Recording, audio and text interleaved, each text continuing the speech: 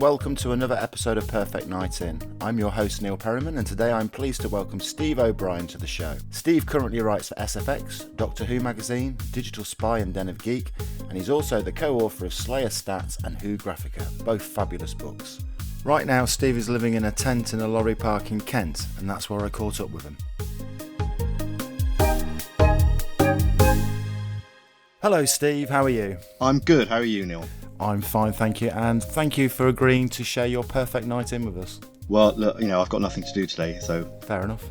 Can you explain to us where your perfect night in would take place? It would either be in my living room, which has a 55-inch telly, or it'd be in my man cave, among all my kind of Blu-rays and DVDs. But I don't know, the thing is, I'm thinking about getting one of those digital projectors, but I fear that old TV may look worse on it, so that's the thing that kind of is stopping. 4K cinematic TV, brilliant, but I don't know whether Hancock's Half Hour will look great on a kind of 100-inch screen. Okay, Steve. So your perfect night in starts at 6:30, and it's a children's favourite.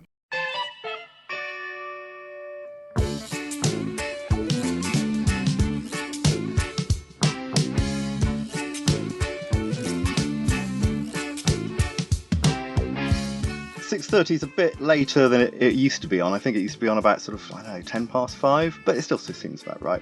It's Grey and Chill. Grey and Chill at the time, it seemed to be kind of adult TV for beginners. And I went to a crappy comprehensive, Orby one in Bath. It wasn't exactly the mean streets of North London, but it was still something that I could identify with. And so it was sort of like a preparation program for the sort of films of Alan Clark, or Alan Bleasdale shows. It was really radical for its time. A lot of the stuff on BBC around it was, pretty middle class in accent and pretty middle class in attitudes. And usually, if you saw working class people in kids drama, they were usually the oikish sidekick or some thicko supporting character. It's amazing to think now that in 1978, somebody like Phil Redmond, who wasn't an Oxbridge guy with a who spoke in RP, this working class scouser was given this prestigious slot on BBC One to make this, punky, snotty little kids show. Not allowed on that table, Jenkins. Get lost, Doily. Come on, Jenkins. You pay for your dinner like us lot. Yeah, that table's for the poor kids and the scroungers. Pack it in, Doyle. It's not my fault me dad's sick. Me dad's sick. Your dad's always bleeding sick, ain't he? He's got what you'll have in a minute, mate. A busted back. Oh, yeah, and who's going to make us? Move! There isn't a specific episode that I like to see. On anything pretty much from the first five or six seasons, kind of my era. That first series is pretty sort of jape heavy. It's only with the second series it starts to sort of say things. Usually, whether it's about school uniform or shit parenting or classroom snobbery. And then within 6 or 7 years, it's doing smack addiction. In the slot that Blue Peter usually has. So that's fantastic. It's weird though, because it was so unloved by the BBC in those final years, and obviously it was cancelled when it reached its 30th anniversary. Which I remember sort of a lot of fans at the time were kind of thinking, well, how's the BBC going to celebrate this 30th anniversary? We're going to get a reunion. No, they're going to cancel the show. But the media seems to have gone like crazy on Grey and Chill for this 40th anniversary. And I just wonder if there's a pitch somewhere in the BBC for like a one-off reunion thing, where the actual characters can be reunited. I mean, that's a pretty easy setup. And it would just be fantastic to see, and just imagine the nostalgia hit that you'd get from that. Which of the characters did you identify the most with? I'm assuming it was Tucker Jenkins. It would be Tucker actually, and his kind of replacement characters, because like Jonah, who was kind of in the first year when I was in first year, he was the sort of the Tucker of that intake. So I liked him a lot. My favourite character is probably Gripper. I just thought Gripper was a great sort of hissable villain. He's one of the great TV villains. He's up there with Davros. That evil toe rag should never have been allowed back on school premises, but he was. And in the space of one morning, he's attacked people because of their colour, because of their sex. I also hear you're back to demanding money with menaces, Stepson. What an utter and complete charmer you are, lad. Okay, Steve, so Grey and Chill takes us up to 7 o'clock, and your next choice is...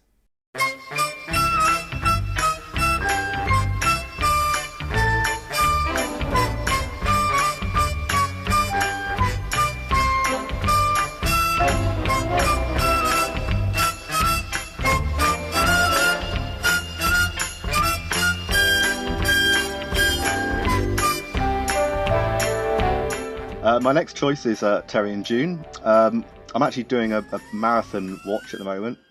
Sorry girls, I'm not single. It's one of those programs that it regularly got about 14 times the audience, the young ones, but nobody talks about it now, except as a punchline in sort of shitty, safe, suffocatingly middle class sitcoms.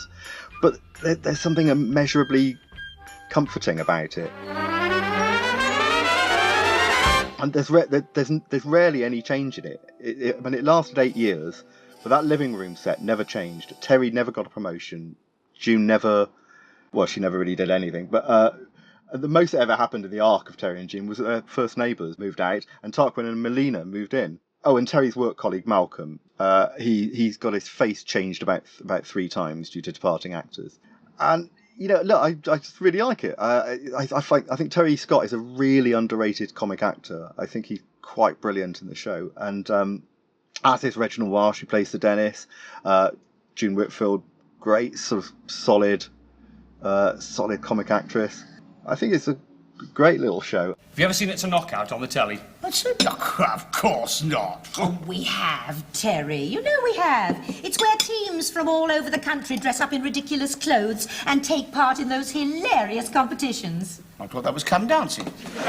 You do get the occasional stump, as I've learnt on this rewatch. I'm on towards the end of season 3 at the moment. You do get the occasional stumble of a politically sort of rocky episode. They do the occasional common market dig, and Terry's mild racism. But Sir Dennis, his boss, is just terrible. I mean, honestly, kind of makes Nigel Farage look like sort of Tony Benn or Diane Abbott. He's this frothing Europhile with a picture of Churchill in his office. And I was watching this episode recently where he blasts off to Terry about hating the Japs, and of course you're not meant to laugh along with that. And what do you know it? A gang of visiting Asian businessmen, all stereotypical of course, and with no dialogue, are visiting Terry's house just as Sir Dennis comes to visit. I hope you're not using any garlic or any filthy foreign spices. No, only salt. Mind you, this menu you've planned for Sir Dennis is make him think I'm a very unimaginative cook. Leek soup, roast beef and Yorkshire pudding, spotted dick and custard. You'll love it. A traditional English menu for a traditional English bigot. Hope he doesn't choke on the French beans. Oh, if that's him, he's early. And this was written by the guy who played the sweet Tommy in Planet of the Spiders. Go figure. But I did learn an interesting fact recently. Now, there's only really 2 sitcoms that are set in Croydon. And that's Terry and June and Peep Show. And Peep Show's writer, Sam Bain, his mother played Malcolm's wife, Beatty, in the show. So tell your friends. Okay, Steve, so Terry and June takes up to 7:30 and a strange time slot for your next choice.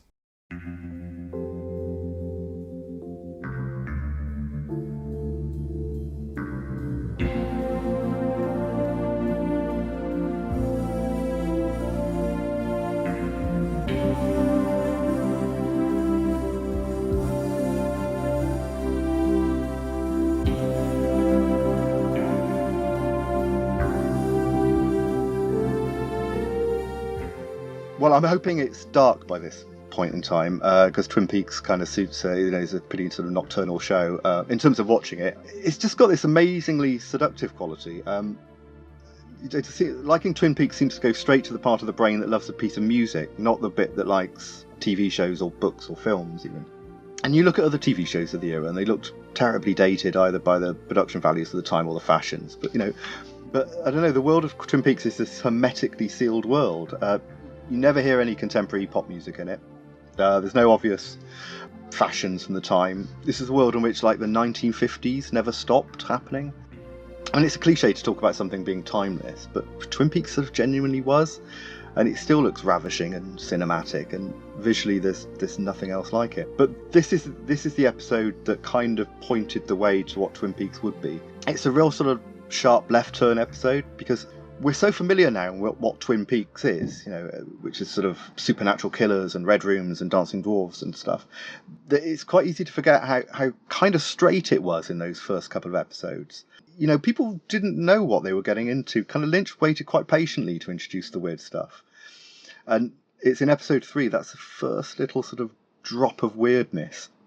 And it's when Cooper has his dream, which which is the first time we see the dancing dwarf and the Red Room, and it's a Lynch-directed episode. And actually, he actually only directed 6 episodes of the original 2 seasons.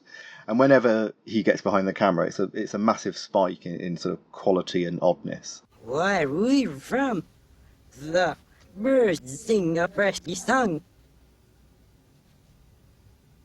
And there's always music in the air. So what happens, actually, it's really at the end of this episode that is its great sort of a USP. But Cooper goes to bed, a camera sort of zooms in on his head, and then suddenly we're in his dream.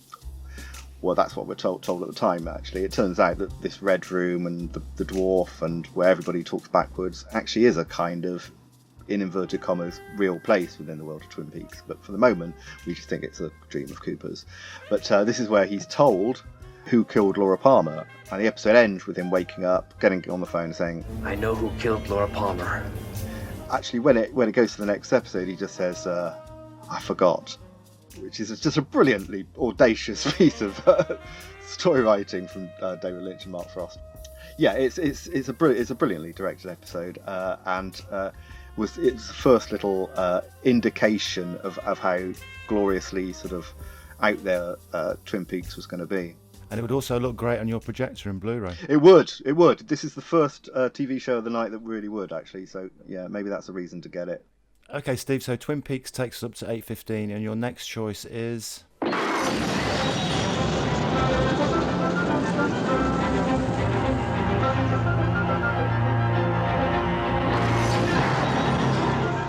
A Very British Coup. This was a 3-part drama on Channel 4 from 1988, adapted from the book by Chris Mullin, who was a left-wing Labour MP. You know, just a kind of regular backbencher. It's about a sort of hard left Labour leader who becomes Prime Minister, you know, with an amazing landslide. And he's obviously based on Tony Benn, for whom I think Chris Mullin was a great friend. And so he certainly campaigned for Benn when Benn was going for the leadership in the early 80s. And it seems more prescient now than it ever did in 1988. Back in 1988, the idea of Neil Kinnock really being Labour leader just seemed pretty far-fetched. But it seems within the realms of possibility now that Jeremy Corbyn could get in 2022, 23, whatever, much more than Neil Kinnock ever could, or Tony Benn. And, you know, like President Bartlett on the West Wing, Harry Perkins, that's the Prime Minister, he's like this fantasy PM. Though it's this dark, scary story of the political establishment's indestructibility, there's still something, I don't know, really comforting about the idea of this sort of decent, sharp-brained bloke from Sheffield becoming, you know, the leader of the country. I must admit, I could have done with maybe some of the other wings of the party to be made a bit less devilish. It feels a bit momentum-y in the way that all the solid, hard left members are shown as decent and honourable, and all the centre-right ones, you know, the avatars, I suppose, for Dennis Healey and Roy Hattersley, they're all portrayed as kind of saboteurs and Tories in disguise. You know, I don't imagine Tony Blair was watching this in 1988 and getting a political hard-on, you know, of this fantasy Labour government. During this campaign, I have been called many things by my good friends from the press and the media. The Times, our great paper of record, called me a simple-minded fool.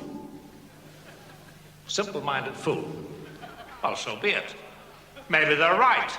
For if it's simple-minded to believe that people, all people, are entitled to food, to warmth and shelter, to a good education, a free health service, and a well-paid job, then yes, I am simple-minded. But it's a fantastic thriller, as well as you know, a hard-hitting, you know, political drama, and it's a career high performance from Ray McAnally as Harry Perkins. And I think actually he died, I think maybe it's only a year or two after this. You know, it's a really kind of sad loss. It's a brilliant teleplay by Alan Plater. It's a fantastic cast. A young Keith Allen is in it as Harry Perkins is sort of Alistair Campbell spin doctory figure, although they wouldn't ever call him a spin doctor in this. Tell us about the truth, Mr. Thompson. Let's start with what we already know. The power workers' strike is an attempt to stitch you up personally, prove you're out of touch with the people, the usual kind of crap. Well, I think I knew that, lad. No, personally. They They're not out to force a general election. You've been in power for 1 year, you've got an overall majority, they ask for an election, you're just going to turn around and say bollocks. It's a fantastic show, and if only it had been made on a sort of 65mm or something. You could imagine it would be repeated now, but being made on that sort of rather grainy kind of 16mm kind of rather consigns it to the dustbin of vintage TV. So I can't imagine that we're going to get a Blu-ray of it, or it's going to be repeated on Channel 4 at 9 p.m. But yeah, if you're interested in politics, yeah, definitely seek it out. I think it's time for some snacks. Have you brought some favourite snacks with you, Steve? I'll have a couple of Lion bars and a Haribo, I think, because I'm going to be naughty tonight, and I know it's kind of what 9-year-olds eat, but I want to recapture my youth tonight. Roundtree's Lion Bar. Bite it, crunch it, chew it. Because it's become a tradition on the show, what's your favourite flavour of Monster Munch? Roast beef. Yeah, British. Okay, Steve, it's 9 o'clock. As you're munching down on your Lion Bar, let's start your next choice.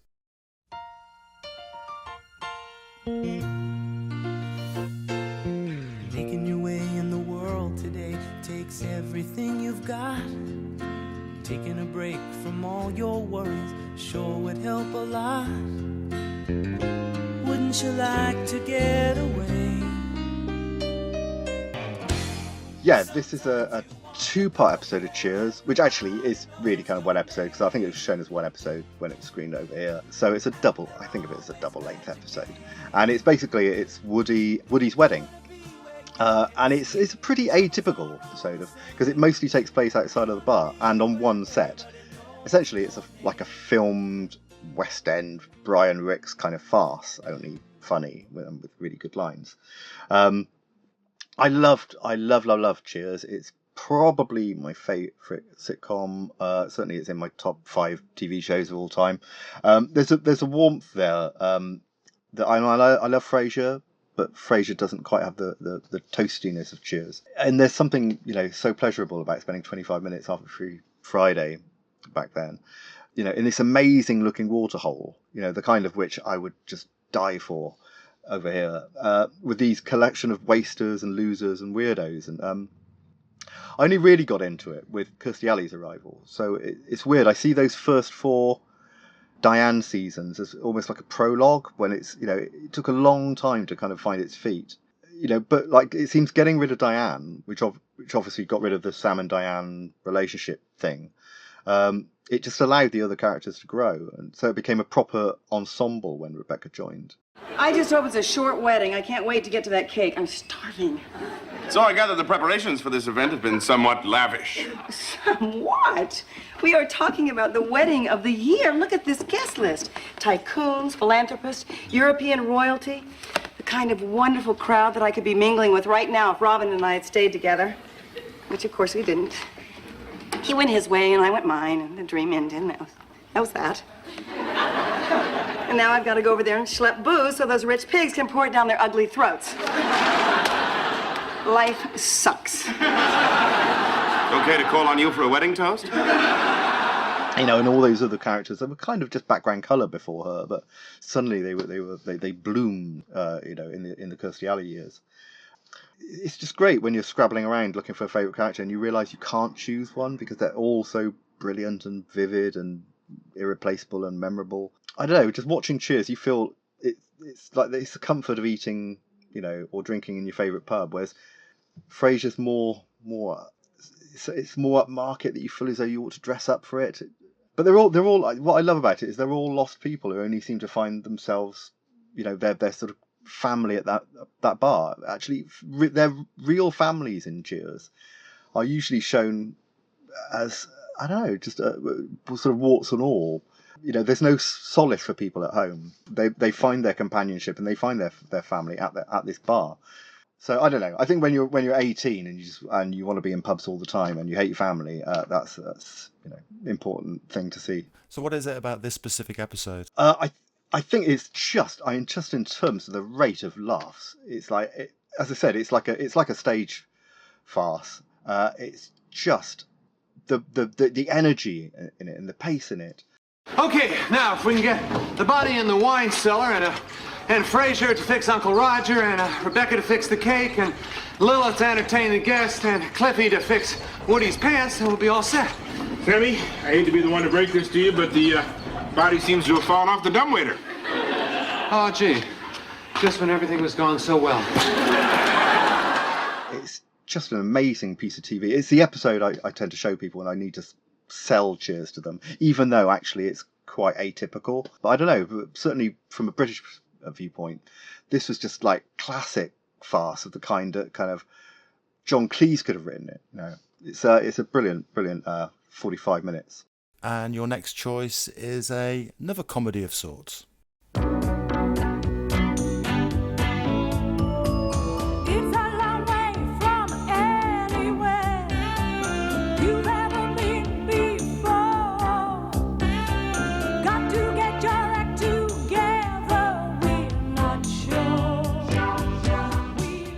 It's another comedy, and it's also another programme from 1988 called A Very. So there's a very British coup, and I got a very peculiar practice. This kind of basically follows the exploits of a sweet, idealistic, rather bewildered GP as he joins the medical practice of a rundown sort of Red Brick University, played by Peter Davison, by the way.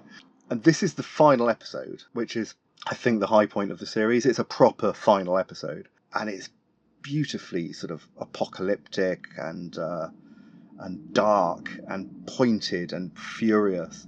I find it sort of continually heartbreaking that Andrew Davis, who, you know, admittedly is still working hard and is still in his 80s, but, you know, is still producing, you know, a lot of stuff, that he's rarely done a kind of original drama. This show has got such a strong authorial voice. It's furiously satirical, it's screamingly funny, and it's dark, and it's odd, and it's surreal. And yet Andrew Davis seems happiest adapting, you know, other people's works. You know, he's the go-to man if you want your Jane Austen or George Eliot or Charlotte Bronte novel sort of adapted. And this show only even, you know, existed really, actually, because he owed the BBC money, I think it was. So he kind of wrecked it quickly and just to pay off a debt. Right, 2 a day, plenty of liquids, early nights. Off you go, Mr. Smallcock. Miss Goiter for Dr. Buzzard, please. Smallcott? Not cock? Oh, go away! It makes me quite angry, actually, that the show is sort of talked about. You know, this show is quite held in quite high regard by us little sort of telly geeks. But I have a feeling that kind of to the sort of Guardian writers who talk about quality TV, who tend to think it all started with The Sopranos, that it's a bit of an unknown gem. I did show it to an ex-girlfriend, actually, about 15 years ago, and to her it just looked... She actually said it looked like a stage play. I have a feeling that kind of TV of this vintage just looks bewilderingly stagey and sort of grey to people sort of raised on HD and the vivid colours of sort of cinematic TV. Now we have a crisis here. Vitamin deficiencies, malnutrition, bronchitis, pleurisy, pneumonia, you name it. I actually saw my first case of what they used to call trench foot this week. I've also got 6 cases of severe clinical depression. 6! And they're just the serious ones, the ones I'm going to have to refer. And I think Jock is right. This crisis is the direct result of policies pursued by this administration. The students can't afford to buy books, eat, or pay the rent. And no matter how hard they work, half of them expect to be thrown out at the end of this term. Well, that'll get the numbers down a bit to roll on next term, eh? This is the TV programme that convinced me to go to university. Oh, really? Oh, really? In fact, actually, you should be able to tell me more than anybody, actually. Did the prophecies that Andrew Davis make come true? You know, you worked at universities in the 90s. Absolutely. I mean, I left academia probably because of the prophecies that came true. So it's very bittersweet watching a very peculiar practice back, because it's such a bleak ending. It is, and it's rather a shame actually that he kind of did that little coda film with a very Polish practice, which I know he intended that to be a series, but for various reasons it didn't happen. I don't know. I just think his more pointed focus was actually on the world that he actually knew, and he was an ex-university lecturer, so this was, you know, very close to home for him. I think that a very Polish practice rather suffers from having too little to say. He places himself in the narrative as well, doesn't he? The actual character, He the does. writer, is in there. He does. He's Ron Rust, which makes it, you know, meta before the word meta was a thing. And Peter Davison's just fantastic in it. And I wish TV now cherished Peter Davison in the way that they did in the 1980s. He's so good in this, and he's my favourite Doctor anyway. But I think his performance as this Doctor, Stephen Dacre, is even greater than that. You know, if Big Finish wanted to, you know, make more of these, I'd be happy. I still cherish him. Yeah, I know you do. It's past the watershed now, so I think it's time for a drink. What can I get you? Ooh, if it's Christmas or near to Christmas, I think I'll have a Baileys. But if it's a normal night, I think I'm going to just have a Vimto. I think I want to keep a clear head for this evening, and when I drink, I just start zoning out. Here's a Vimto that's sugar-free. Think you've got problems? Well, look at me. Diet Vimto sugar-free. Gotcha, Diet Vimto sugar-free. Diet Vimto, gotcha. It's 10:35, and the next programme could easily drive you to drink.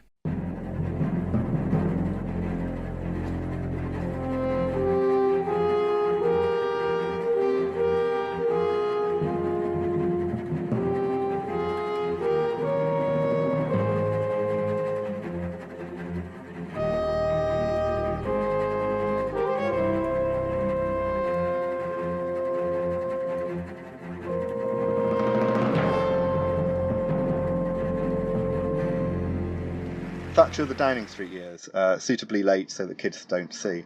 There was a tradition of BBC and ITV at the time of making these sort of epic political documentaries.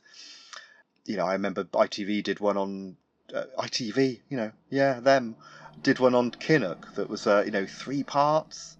Now it would be at most like an hour and a half on BBC 4. But Thatcher, you know, because she was on the throne for so long, you know, seemed to be worthy of an epic 4-part documentary. I think it was produced by Hugh Scully from the Antiques Roadshow, if memory serves. But this is a fantastic sort of time capsule when the wounds for her are still really fresh, so she's still pissed off.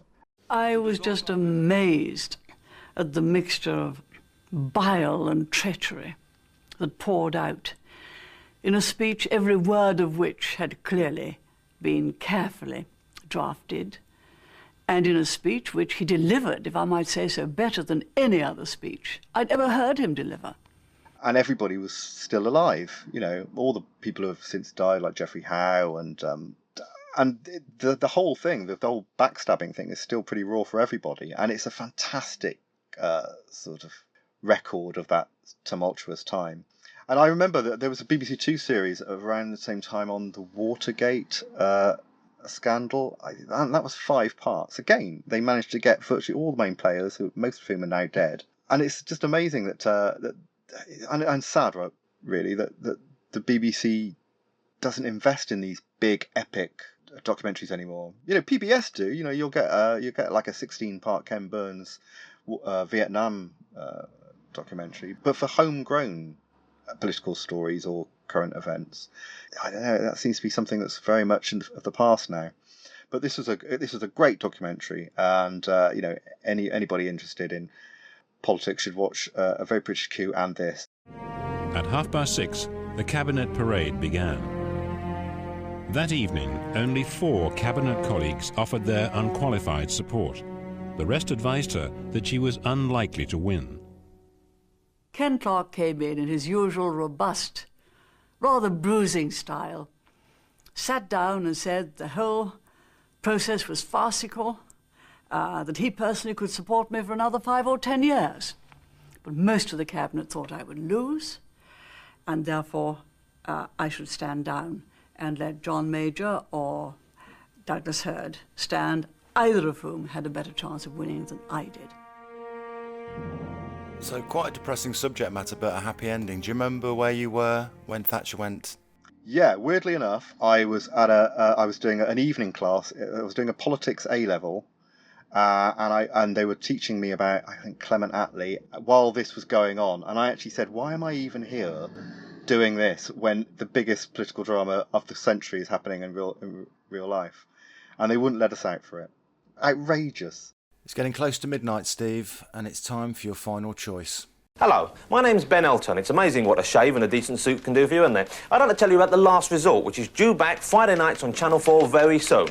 Watch it. My final choice is The Last Resort with Jonathan Ross, which I think used to be shown about this time. It was the first chat show I'd ever seen that seemed to be aimed at me.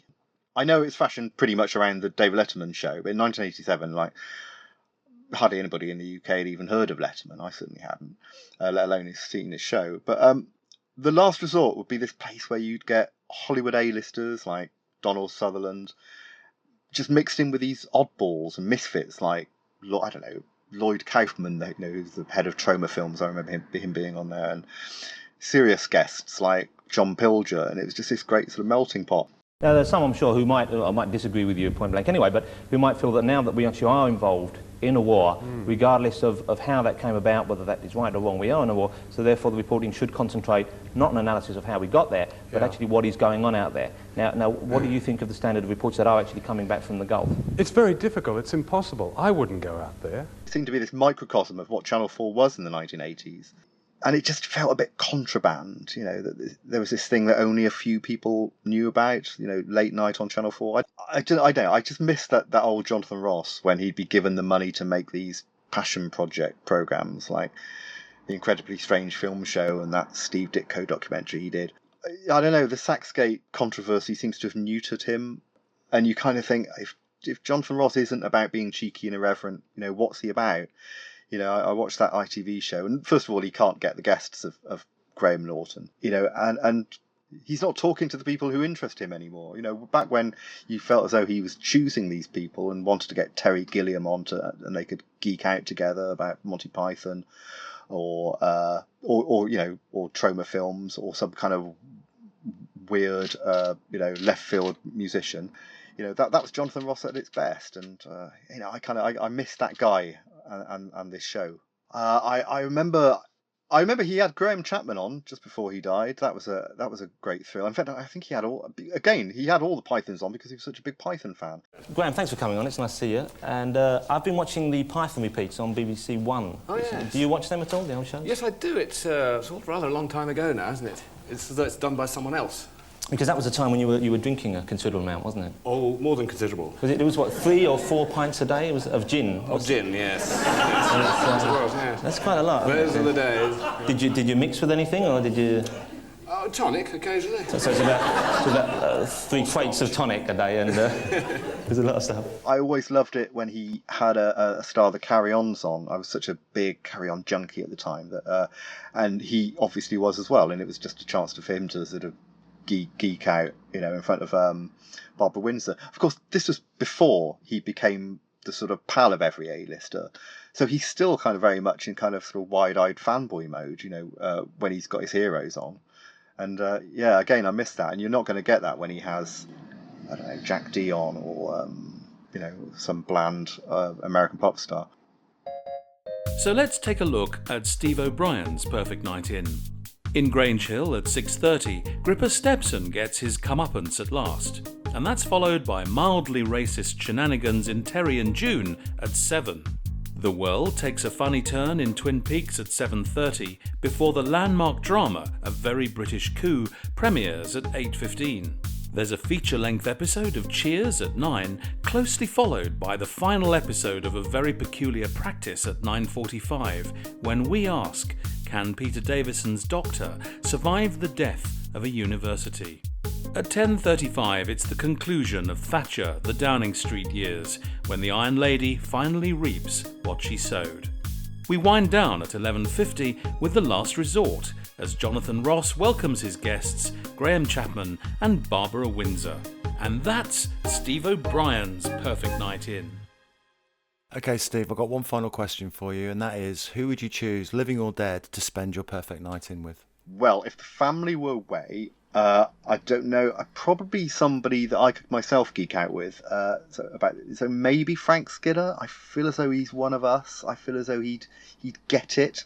Maybe even Jonathan Ross himself. But only if he could guarantee to be on his worst behaviour. Thanks, Steve. Thank you.